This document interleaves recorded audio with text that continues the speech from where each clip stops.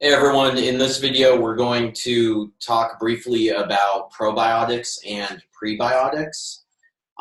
This is a topic that has garnered a lot of research interest in the scientific community, and it's garnered a lot of interest in the more layperson or health enthusiast communities too, because the microbiome is being discovered to be critically important for like every facet of our health.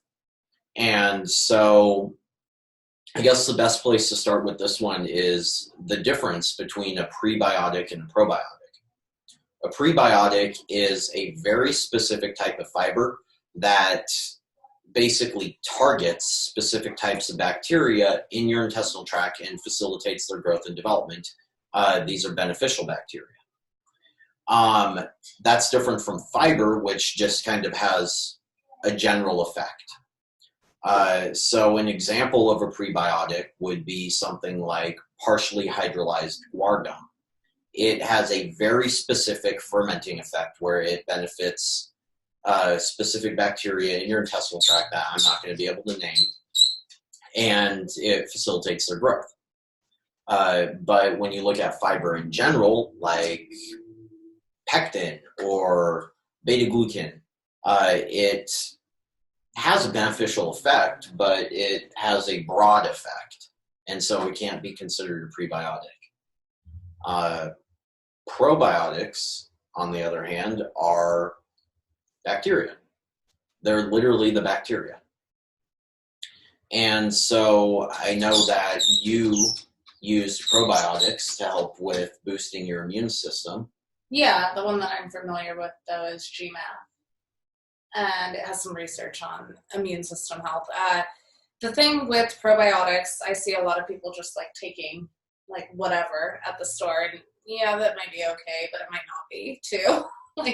So that approach kind of makes me nervous. So what I like to see is people like looking at certain strains that are associated with their particular condition that is researched. Yeah. And there is, like, especially on depression and like mental illness, like there's a lot of research on that in probiotic strains. There is. Like certain ones. Yeah, there's also research on things like Lactobacillus rhamnosus, if I'm saying that correctly, is one of the best researched strains of bacteria to facilitate fat loss in people who are overweight or obese. So, I mean, there's actually quite a bit of investigation showing that probiotic supplementation can be beneficial for specific health outcomes. The problem is that, or it's not really a problem, but the caveat is that the outcomes are very strain specific. So it's not just find a probiotic supplement and take it. You need to find the exact strain that has been clinically researched. Because like I said, you could be taking something that's going to make your issues 10 times worse. Yeah, or just wasting your money because it's not going to have an effect. And you also need to take an adequate dose, right? They could be having a placebo. Yeah, I mean, it could be a placebo effect too, but that's why these studies use placebos in their research. I'm fucking with you. Okay, well, anyway, point being, you need to look at strain and you need to look at dose to make sure that you're actually going to have an impact on your microbiome.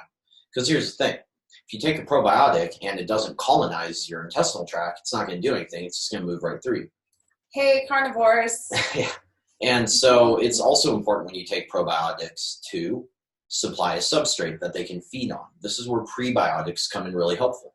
Because let's say that you just, you're coming off of a carnivore or ketogenic diet where you had a very low intake of fiber. So you had a lot of protein putrefaction going on. You have, partial extinction of a lot of really beneficial types of bacteria.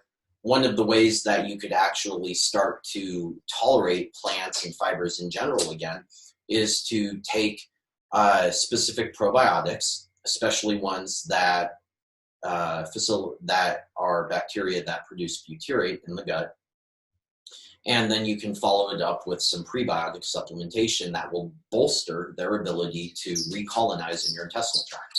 So that this is also a really good approach when you've been on a heavy course of antibiotics too. Yes, yeah, because the antibiotics will. That's how they work. Yeah, they kill bacteria, right? Yeah. So basically, you want to have a good amount of fiber in your diet for overall gut health. You want to supplement probiotics for specific conditions if you can get the strain and the dose correct. And you want to propagate their ability to colonize by feeding them the prebiotics that they love to munch down on. Yeah, a low fiber diet isn't doing you any good when you're.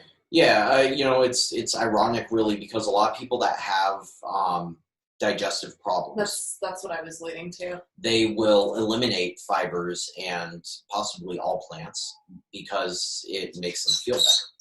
That's expected because they're no longer. Our cat is insane. She's scratching on the door because she wants outside. A lot of people will eliminate fiber and plants from their diet to resolve intestinal issues, but it's not actually resolving the issue. It's more like a Band-Aid. It's symptom management, because all they're doing is removing the substrate that ferments. It makes things way worse long term though to do that. Yeah, because the reason they're having then these you're gonna digestive have like issues with like cancer, immune system dysregulation. Like there's so many issues that your Band-Aid is causing, right? Yeah, and one of the problems is that outside of colon cancer, which we have substantial evidence for, outside of colon cancer, there aren't any long-term studies really showing what the health implications of the microbiome extinction that occurs when you don't eat fiber. And so it's really just a guessing game. I mean, maybe you'll be fine. That is a possibility.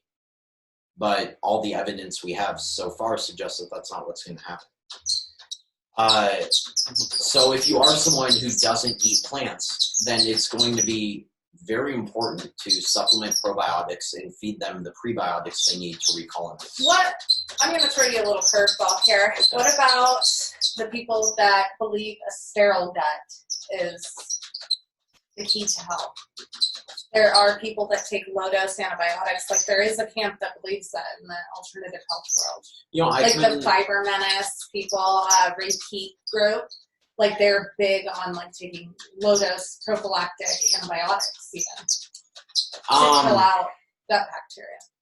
Yeah, I don't really know what to think of that, because when you look at studies in germ-free mice where they don't have bacteria in their intestinal tract, they are resistant to diet-induced obesity, insulin resistance, that type of thing. But at the same time, you have a degradation of your intestinal mucosa. You have increased levels of inflammation locally. You have colon cancer, colorectal cancer. So I don't know. I mean, frankly, it's going to have some benefits and it's going to have some drawbacks. But I mean, we evolved alongside having a microbiome. Like, there's never been a point in history where we had a sterile gut. So that logic doesn't really make sense to me. Like, we evolved with the synergism of everything our gut does. So why would you think that removing this team player is going to increase your chance of winning the game? Is there many cultures that have a low fiber diet? Well, I'm sure there are. There are cultures that subsist heavily on animal products, like the Maasai. Blood. Yeah, the Maasai drink blood and milk. But they also eat plants when they're available, particularly the women. The women's diet in the Maasai culture. When people talk about the Maasai, they're always like, oh, all they do is drink blood and milk. That's like their diet. Yeah, to an extent. During the summer and early fall, when milk is bountiful, the warrior men will be drinking like several liters of it per day and get most of their calories from it. And then they replace it with plants and meat during the winter when the milk supply dwindles. And that's only the men. The women in that culture eat a diet that's almost entirely plants. So, it's not like, oh, they're a meat-eating culture. No, they aren't. It's season specific. Opportunistic too. Like, that's how we are as humans. Like, yeah, exactly. But most cultures, most hunter-gatherer societies They don't necessarily need to eat a diet that is abundant in plants, but they do eat a diet that contains a suitable amount of fiber. And that's partially because a lot of the wild plants they eat are very high in fiber. And so there's higher than conventional is what you're. Yeah. I think the best way to say it just from an evolutionary perspective is the World Atlas of Hunter-Gatherer Societies, which has over 200, I think it's 237 societies documented in it. Not a single one eats an entirely vegan diet. Not a single one eats an entirely animal diet. Most of them eat a diet that is anywhere between 30 and 70% animal products, and with the remainder being plants. And then you have some on the outskirts where their diet is 85% meat, and some on the outskirts where it's 85% plants. But most are definitely in the center and pretty solid omnivores. And that's on a per calorie basis. So if you consider, someone getting half of their calories from plants, that's a shit ton of volume. Yeah. That's why all their stomachs are distended. And that's why you look at the 𝘤𝘳𝘏 and you see the 𝘤𝘳𝘏 have, anywhere between 80 and 140 grams of fiber per day, even from the time they're little kids. Fiber and the microbiome that a high fiber, relatively high plant diet facilitates has just been an evolutionary norm for us. It's very new that this new. The carnivore fiber. craze, even ketogenic. The fiber menace stuff, the repeat stuff, that's all just hypothetical ideas that people are experimenting with. That there's no research behind it. Yeah. And for those eating a low carbohydrate diet, like a ketogenic diet, go at it. It has its benefits. But everyone has to do their own cost-benefit analysis for themselves. Yeah, the only thing I want to mention is that if you are eating a ketogenic diet, just be more conscious about eating your leafy greens and getting, at least a little fiber, 25 to 35 grams per day, which you can easily do from fibrous plants while keeping your net carbohydrate content low. Yeah, spinach is one of my favorites for that.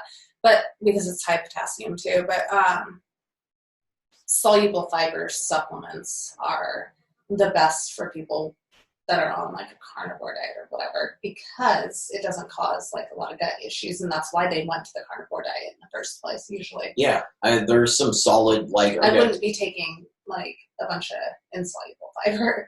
Yeah, I don't think that's necessary. What you want is fibers that foster a healthy microbiome. And that's going to be most soluble fibers. It's going to be things like the partially hydrolyzed guar gum, using xanthan gum, just like in your cooking, is a great. Yeah, don't listen to the health gurus that say stay away from all gums, right? Yeah. What's another example? Acai fiber. Yeah, that's one of my favorites. Yeah, and even they have oat beta-glucan supplements that you can take.